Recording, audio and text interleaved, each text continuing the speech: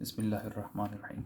अस्सलाम वालेकुम दोस्तों, मेरा नाम है सलमान अरीब ख़ान और मैं आपको यूके के हवाले से जो लोग स्टडी के लिए आना चाहते हैं या फ्यूचर में आना चाहते हैं या आ चुके हैं और इसके अलावा जो लोग ट्रैवल का शौक़ रखते हैं और खाने पीने का शौक़ रखते हैं और मुख्तलिफ़ ट्रेडिशन के लोगों को समझना और जानना चाहते हैं, उस हवाले से इसी तरह के व्लॉग्स बनाऊंगा। मेनली मेरा फ़ोकस इस वक्त क्योंकि सीज़न है और स्टूडेंट्स यूके से आ रहे हैं, पाकिस्तान से यूके आ रहे हैं, उनकी गाइडेंस है और मैं कोशिश करूंगा टू द पॉइंट बात करूं और कोई ऐसा कंटेंट लेके आऊँ जो लोगों के लिए फ़ायदेमंद हो, स्पेशली फॉर द स्टूडेंट्स जो यहाँ पे आ रहे हैं। सबसे पहले मैं बात करूंगा अपनी जर्नी की। मैं 19 ऑफ दिस मंथ 19 अगस्त 2023 को यूके हीथ्रो एयरपोर्ट पे लैंड किया था और मेरे पास बहुत सी टिप्स और टेक्निक्स हैं जो कि आपको फ़ायदा दे सकती हैं। मैं बहुत ज़्यादा एक्सपीरियंस्ड नहीं हूँ, हो सकता है कि मेरी ये बातों में कुछ ऐसी चीज़ें हों जो किसी दूसरे के एक्सपीरियंस से मुख्तलिफ हों, तो आई अपोलोजाइज़ फॉर दैट। मगर मैं आपको अपना एक्सपीरियंस शेयर करूँगा कि कैसे आप अपनी चीज़ों को, अपने सफ़र को बेहतर कर सकते हैं और मुश्किलात आसान हो सकती हैं। तो let's come to the point. मैं आपको ऐसे ऐसा बताता जाऊँगा कि आने से पहले क्या क्या चीज़ें ज़रूरी हैं। उसके लिए मैं नेक्स्ट वीडियो में उसको कवर करूँगा। अभी मैं आपको फ़ौरी तौर पे बताता हूँ कि जब आप यूके एयरपोर्ट के ऊपर आएंगे तो सबसे पहले ये चैलेंज जाता है कि एयरपोर्ट से निकलने के बाद आपने कहाँ जाना है। ज़्यादातर मेरा व्लॉग उनको हेल्प करेगा जिनको कोई आइडिया नहीं है कि यूके में आने के बाद क्या करना है, या जिनके कोई क्लोज़ रिलेटिव नहीं है और जो अकोमोडेशन के लिए परेशान है और जो अपने रोज़गार के लिए परेशान है और वो बहुत सारी चीज़ें अपने स्टेक पे लगा के किसी न तरीके से कर करा के किसी तरह इंग्लैंड पहुंच जाते हैं और उसके बाद उनको डर होता है कि यहाँ पे आके क्या करना है। So I would like to target and help those guys, those people, those girls, जो बच्चे बच्चे हैं इसके ऊपर इतना कर लेते हैं कि वो आ जाते हैं, बट आगे क्या करना उन्हें पता नहीं होता। तो मैं अपनी मुख्तलिफ़ वीडियो में मुख्तलिफ़ पोर्शंस कवर करूँगा। मैं आपको बता रहा था कि लैंड करने के बाद क्या करना है और that is very important thing जो कि मुझे नहीं पता थी। और मैं जब यहाँ पे आके पहुँचा और मैं टर्मिनल 4 पे आपको वो एग्ज़िट करते हैं जहाँ से निकलने के बाद इंसान के तोते उड़ जाते हैं कि अब क्या करना है, when there is nobody to receive you. तो आपको नहीं पता होता आपने ट्रेन बस कहाँ जाना था। जैसे कि मैं आया था, मैंने जिसके साथ अलाइन किया था जहाँ रहना है, जिसने आना है, सडनली वो नहीं आया और all the things got messed up और मैं ब्लैंक हो गया। बड़े बड़े लोग यहाँ पे आते हैं और ब्लैंक हो जाते हैं, तोते उड़ जाते हैं जिसको हम कहते हैं। तो मेरे साथ भी यही हुआ और जब वो नहीं आ रहा था तो I was helpless, what what I have to do. फिर मैंने अपने कॉन्टैक्ट्स घुमाए और जो भी मैं किसी से बात करूं, बट मेरी किसी ने कोई ख़ास हेल्प नहीं की। सो आप इस सिचुएशन में क्या करेंगे? सबसे पहले तो आप ये करेंगे कि अगर आपका कोई जानने वाला है और आप उस तक पहुंचना चाहते हैं और वो आपको एयरपोर्ट नहीं लाना चाहता, तो आप टर्मिनल 4 से निकलने के बाद बिल्कुल एयरपोर्ट से जहाँ पे आपकी क्लियरेंस होती है सामान की, वहाँ से निकलने के बाद लेफ़्ट साइड के ऊपर आप टर्न करेंगे। लेफ़्ट साइड पे टर्मिनल 4 लेफ़्ट साइड, और यहीं पे आप एग्ज़िट करेंगे। इमिग्रेशन पे थोड़ा रश होता है, मैं आपको उसका भी बाद में एक्सप्लेन करूँगा। वहाँ पे आप सीधे जाएंगे तो वहाँ पे एक लेफ़्ट साइड पे जाते जाएँ तो एक कॉर्नर के ऊपर आपको नज़र आएगा। वहाँ पे फ़ॉरेन जो बाहर से लोग आए होते हैं उनके लिए एक इन्फॉर्मेशन डेस्क बना हुआ है। वो आपको तमाम चीज़ें गाइड करते हैं, जितने भी सवाल आपके जहन में होते हैं वो गाइड करते हैं। जब आप वहाँ पे जाके किसी से कोई बात पूछते हैं तो किसी के पास कोई इतना टाइम नहीं होता। ज़्यादातर आपको जवाब यही मिलता है कि वी आल्सो डोंट नो, और आपको कोई हेल्प नहीं करता, आपको अपनी हेल्प खुद ही करनी है। इस वजह से आप वो उस इन्फॉर्मेशन काउंटर पे जाएँ, वो आपको बहुत अच्छा ट्रीट करते हैं। और याद रखिएगा, मैंने आने से पहले बहुत से व्लॉग्स देखे थे, मुझे कुछ चीज़ें बहुत इंपॉर्टेंट मिसिंग लगी। वो मैं आपको बता दूं कि यहाँ पे आने के बाद आपका जो कैश है, हार्ड कैश है, वो बहुत कम चलता है। स्पेशली एयरपोर्ट से निकलने के बाद तो मैं बिल्कुल फंस गया था। वो बात ही कार्ड पे करते हैं। और कोविड के बाद से उन्होंने अपनी तमाम मशीन्स पर जो कैश एंटर करने की मोड्स थे उनको भी टेप लगा के और मुख्तलिफ चीज़ों से ब्लॉक किया हुआ है, क्योंकि वो रिसीव ही ऑनलाइन पेमेंट करते हैं, दैट्स इट। और अगर आपके पास पाउंड्स हैं और आपके पास कैश है तो आपकी करेंसी उस वक्त काम नहीं आती, और मैंने वहाँ पे लोगों को रोते देखा। तो बिलीव मी, ये भी कोई इतना बड़ा मसला नहीं है। अब मैं आपको सोल्यूशंस भी साथ साथ बताऊंगा। मेरा सफ़र बहुत हौलनाक था। मैं बाहर निकला, मुझे कोई कन्वेंस नहीं मिली, मुझे कोई गाइडेंस नहीं मिली कौन सी बस है। मेरे किसी एक दोस्त से रब्ता हुआ, मुझे कार्डिफ जाना था और कार्डिफ जाने के लिए कोई बस मुझे नहीं मिल रही थी। अच्छा, बहुत सी चीज़ें कॉमन सेंस की भी हैं, लेकिन वहाँ उतरने के बाद इंसान को पता नहीं चलता। तो प्लीज़ आप मुझे जज ना करिएगा और मुझे माफ़ कीजिएगा, मुझे नहीं पता चला उस वक्त भी। मैं गूगल मैप्स को खोल के बहुत सी हेल्प ले सकता था, बट उस वक्त नहीं पता चलता। एनी हाउ, जब मुझे पता चला कि कौन सी बस, मैंने गूगल मैप खोला। गूगल मैप आपने खोल लेने हैं, उसके ऊपर आपने टारगेट लोकेशन लिखनी है।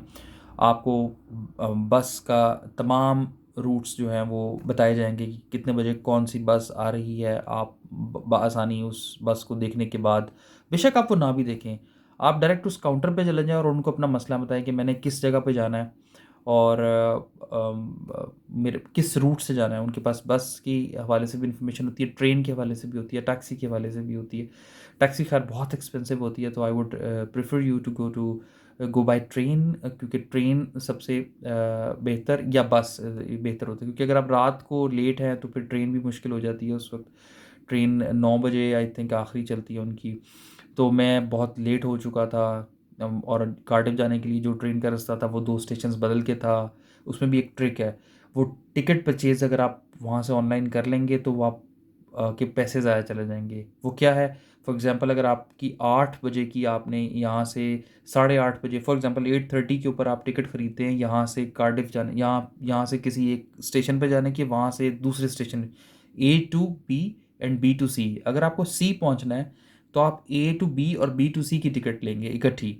मगर मसला ये होता है कि ए टू बी का जो सफ़र है वो ही 1 घंटे का है, तो आप बी टू सी पे टाइमली कभी नहीं पहुंच सकेंगे। फॉर एग्जांपल अगर सफ़र ए से लेके बी तक का 1 घंटे का है और आपके पास आधा घंटा रह गया है बी स्टेशन पे पहुंचने का, तो टिकट आपका वहाँ का सिस्टम में ये फ्लॉ है कि वो टिकट परचेज़ कर लेता है, बट आपकी टिकट ज़ाया जाती है। सो आपने ये चीज़ लाजमी कंसिडर करनी है, बिकॉज ये चीज़ जो है वो बहुत लोगों को नहीं पता होती और पैसे ज़ाया हो जाते हैं, और वो अच्छी खासी महंगी टिकट होती है। सो उसने मुझे गाइड किया और मैंने 44 पाउंड्स के अंदर वो टिकट ख़रीदी, जो कि कार्डिफ आती थी बस। और वो बहुत कंफर्टेबल बस होती है, और वहाँ पे मेरा हार्ड कैश भी चला। मैंने उससे बोला कि हार्ड कैश चलता है? उसने कहा हाँ बिल्कुल चलता है। और मैं, जितने भी लोग थे और जितनी भी प्रीवियस जगह थी, वहाँ पे किसी ने कैश मुझसे नहीं लिया। ये मैं उनकी बात कर रहा हूँ जो बस की टिकट्स ख़रीदते हैं या ट्रेन की टिकट्स ख़रीदते हैं, उनके जो बूथ्स लगे होते हैं वहाँ पे कोई हार्ड कैश नहीं चलता। वहाँ पे जो एयरपोर्ट पे कैफ़े है या कुछ चीज़ ख़रीदना है वो कैश ले लेते हैं, मगर वो बहुत एक्सपेंसिव है। वहाँ से कोशिश करें कि कुछ भी ना ख़रीदें। मैं स्पेसिफिकली स्टूडेंट्स की बात करूँ, मैं अगेन बार बार वो बात करता हूँ कि अगर कोई इरेलीवेंट कंटेंट है जो किसी से जो कोई मुत्तफ़िक नहीं करता, आई अपोलोजाइज़ फॉर दैट। जो स्टूडेंट्स हैं वो पानी वगैरह का सामान सारा अपना, या तो आते हुए जहाज़ से भी पानी मिल जाता है, पानी ले आएँ अपना, बॉटल छोटी वो देते हैं। तो वहाँ से कुछ ना ख़रीदें। कोई हल्का फुल्का जो भी अगर कोई हो तो एक बॉटल कोक की ख़रीद लें। वो 2.2 पाउंड्स की वो बॉटल आपको हाफ़ लीटर कोक मिलेगी, जो कि मैंने परचेज़ की थी। तो आप वो ले लें एक, अगर आपको लगता है कि आपका सफ़र लंबा है।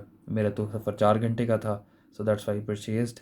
उसके बाद मैं कार्डिफ पहुंचा। कार्डिफ में मेरा दोस्त खड़ा था। ये बहुत ज़्यादा ज़रूरी है कि आपने जहाँ पे भी कनेक्ट करना है, अगर आप बस से जा रहे हैं, क्योंकि आपका लगेज बहुत ज़्यादा होता है, 2-3 बैग होते हैं आपके पास। एक दो दो बैग तो मस्त थे जो आप बुक करवाते, और एक या दो हैंड कैरी होते हैं। एक लैपटॉप का था और एक हैंड कैरी, तो 4 बैग्स के साथ अगर आप किसी बस स्टेशन पे उतर जाएंगे और वहाँ पे कोई नहीं होगा, और बारिश का मौसम यहाँ पे पता नहीं कब आ जाता है, तो आप बहुत ख्वार होने वाले हैं। वहीं पे रोना निकल जाता है। सब सब आपकी जो जहन में मैं ये कर लूँगा, मैं वो कर लूँगा, वो सब तय-पटास हो जाता है। तो इस वजह से आपने ओवर कॉन्फिडेंट नहीं होना, फुल कॉन्फिडेंस है, टेंशन नहीं है। अगर आपकी चीज़ें अलाइंड हैं तो कोई टेंशन नहीं। अगर आपकी चीज़ें नहीं अलाइंड हैं तो मैं बैठा हूँ, मैं यहाँ पे आपको सब गाइड करूँगा। मेरे पास कुछ अलाइंड नहीं था, मैं आपको वो चीज़ें बताऊँगा जो मैंने फेस की और उनके सॉल्यूशंस क्या हैं। आप जब आ जाएँगे अपने स्टेशन के ऊपर, जहाँ पे भी आपने, वहाँ मेक श्योर वहाँ पे जिसने भी आपको ले लेना वो पहले से आया हो, या आप उसी वक्त ऑनलाइन होटल को बुक कर लें जहाँ पे आपने जाना है। तो वहाँ पे उनको रिक्वेस्ट करें, वो आपको वहाँ से ले जाएँगे आपके पहुँचने से पहले पहले तक। क्योंकि लंदन जो एयरपोर्ट, हीथ्रो एयरपोर्ट है, वो शहर से काफ़ी दूर है। एयरपोर्ट से निकलते निकलते ही आधा पौना घंटा आपको लग जाता है बस पे जब आप जाते हैं, क्योंकि वो रुक रुक कर जाती है, शायद घंटा लग जाता है।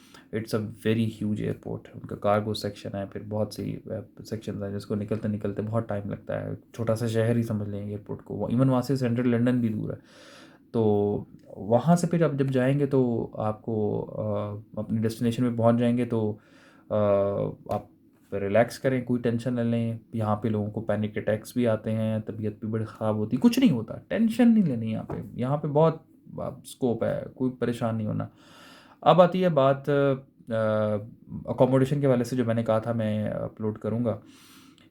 यहाँ पे एक बड़ी अमेजिंग बात है कि अकोमोडेशन जो है उसके लिए लोग बहुत परेशान होते हैं, लेकिन बहुत मज़े की बात यह है कि मेरे पास भी अकोमोडेशन नहीं थी, लेकिन ये बात आपको कोई व्लॉगर नहीं बताएगा कि अकोमोडेशन कैसे लेनी है। अगर आपके कोई प्री अरेंजमेंट्स नहीं हैं तो टेंशन नहीं लेनी। यहाँ पे एक बहुत बड़ी मज़ेदार चीज़ मुझे आके पता चली है कि जब मेरे पास भी कोई अकोमोडेशन नहीं थी तो मैंने यूनिवर्सिटी को कॉल की, और गया भी नहीं, उनको कॉल की। मेरी यूनिवर्सिटी है यूनिवर्सिटी ऑफ साउथ वेल्स, ये वेल्स में है, और मेरा कैंपस ट्री फॉरेस्ट है पॉन्टिप्रिड में। तो ऑलमोस्ट तमाम यूनिवर्सिटीज़ के पास ये ऑफ़र होती है जो मैं आपको बताने लगा हूँ, जो कि शायद लोग पता नहीं क्यों नहीं बताते, मेरी नज़र से नहीं गुजरी, मैं भी किसी को बताओ कि एक होता है इमरजेंसी अकोमोडेशन। इमरजेंसी अकोमोडेशन का मतलब ये होता है कि आपका कोई स्टूडेंट अगर किसी भी टाइम पे 24 आवर्स में वो यूनिवर्सिटी पहुंच जाता है या कॉल करता है और वो कहता है कि मैं मसले में फंसा हूँ, you just need to tell them कि मैं स्टक हो गया, मसला हो गया, मुझे कोई लेने नहीं आया, मेरी चीज़ें लाइन थी बट वो सडनली मेस्ड अप हो गई, तो आप यूनिवर्सिटी वाले आपको कहेंगे आप आ जाए, we have a emergency accommodation, और उसकी जो फ़ीस है वो 15 पाउंड पर नाइट है, 15 पाउंड्स पर नाइट। उसका अच्छा फ़ायदा ये है, अगर आप उसको 30 से मल्टीप्लाई करेंगे तो आप सोचेंगे यार 450 पाउंड्स पर मंथ, वो बहुत महंगी पड़ रही है। यहाँ पे बाहर भी जो अकोमोडेशन जो है वो कार्डिफ में, या अगर आप वेल्स वाली साइड पे हैं तो वो तकरीबन 400 450 ही की है, कहीं कहीं 350 भी है, मगर उस हिसाब से वो एरिया और फैसिलिटीज़ कम हो जाती हैं, तो ये बहुत कम है। और इसका बेसिकली प्लस पॉइंट ये है कि जितने दिन आपको बाहर अकोमोडेशन नहीं मिलती उतने दिन का आपने रेंट देना है। अगर आप 15 दिन रहे हैं, अगर आप 2 दिन रहे हैं, अगर आप 1 दिन रहे हैं, तो आपने 15 पाउंड, ना कोई एडवांस है ना कोई प्री पेमेंट है। जब आप वो यूज़ कर लेंगे आपको लिंक आएगा, फिर आपने पेमेंट करनी है, बहुत सिंपल है। तो अकोमोडेशन के लिए आपने परेशान नहीं होना। तो emergency accommodation is always available for the students. उसके लिए एक बिल्डिंग है पूरी जिसके 5 फ्लोर्स हैं, और जब मैं गया था तो उस फ्लोर पे उस बिल्डिंग में तो खैर लोग रह रहे थे, लेकिन उस फ्लोर पे कोई बंदा नहीं रह रहा था। उसमें 8-10 कमरे थे, एक कमरा उन्होंने मुझे दिया जो कि dedicated separate room with attached bath और अलमारी, उसमें कबर्ड, और उसके फ्लोर पे किचन बड़ा सा और साफ़ सुथरा और अमेजिंग। तो ये चीज़ मुझे नहीं पता थी, तो मैंने सोचा मुझे ये शेयर करनी चाहिए। तो इसी तरह की आगे मज़े मज़े की और टिप्स भी मैं आपको देता रहूँगा, और कोशिश करूँगा टू द पॉइंट बात करूँ।